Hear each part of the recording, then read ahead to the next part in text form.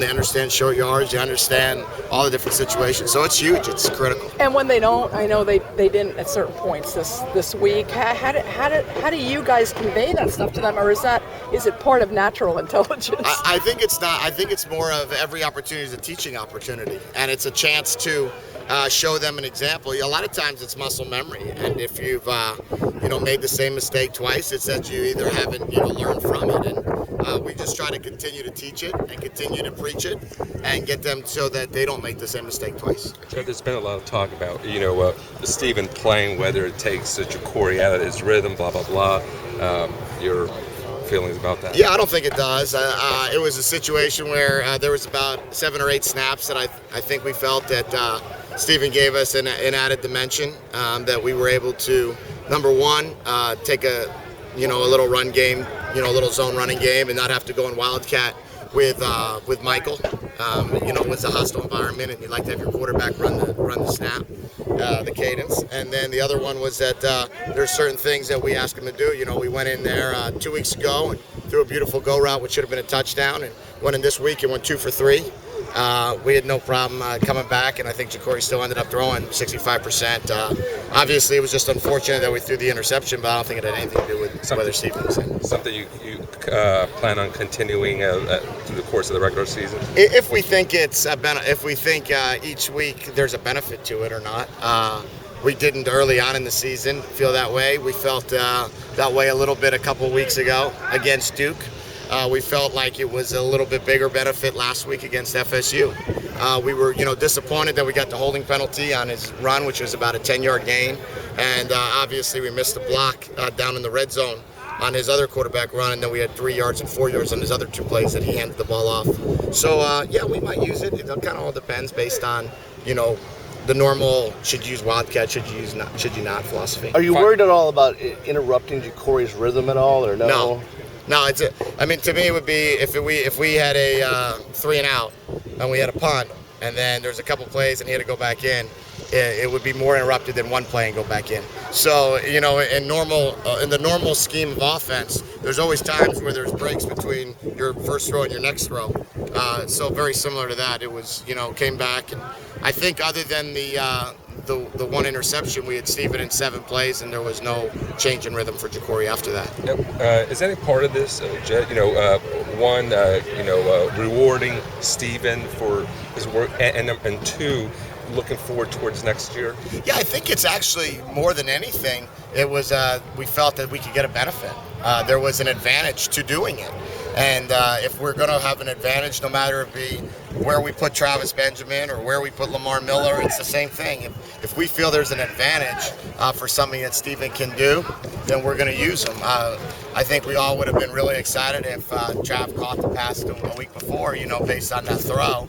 Very similar to that, we felt like if we hit the 10-yard run and if we hit the right block, we probably would have scored a touchdown on that play before. Has the switching been as effective as you wanted it to be, or how would you grade it? The way you...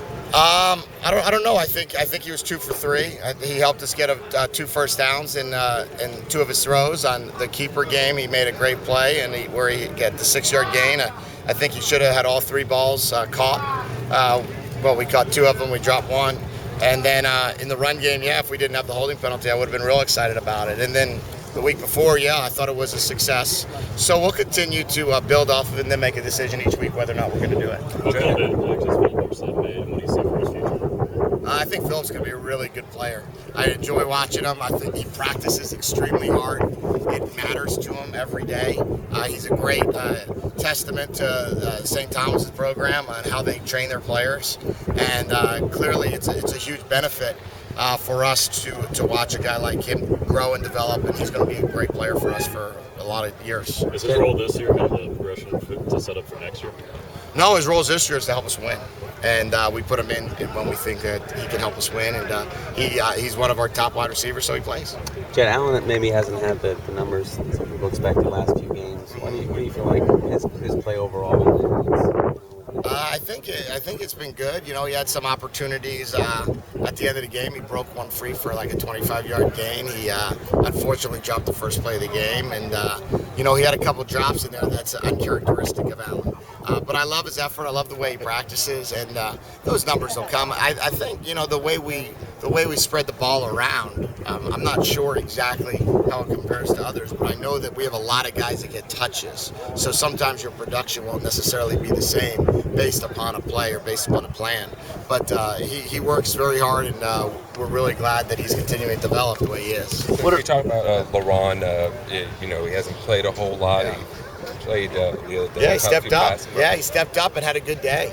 It was fun to watch him come in there, and really, we haven't seen a lot of him in the last few weeks. And then for him to come in and he practices really hard. He puts a ton of effort into the way his reps on the field, no matter where they are or what situation it's in. And then it actually came out that in this game we needed him, and he showed up and made some big catches, and then obviously took a big hit, and then bounced right back. And I thought it was great to see. And there was another big block that he made, which allowed us to get a first down also. So I was excited to watch him develop. Just what to say, he's a senior. He's a guy who could have just gotten bummed out about not playing, being third string, but he seems like he hung in. Yeah, I think you're right. I think it gives a great indication of his character and the type of kid he is. He was someone that never complained, never questioned.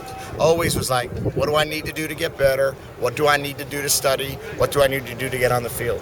And it was fun to watch him go perform. Two more before Coach D'Onofrio, guys. What does USF do? What are some keys against them?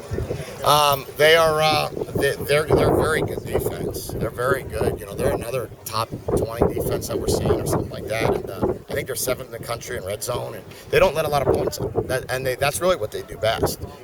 People don't score a lot of touchdowns against them. So and their defensive front is very, very good, and they're a very good football team. So we got quite a challenge ahead of us.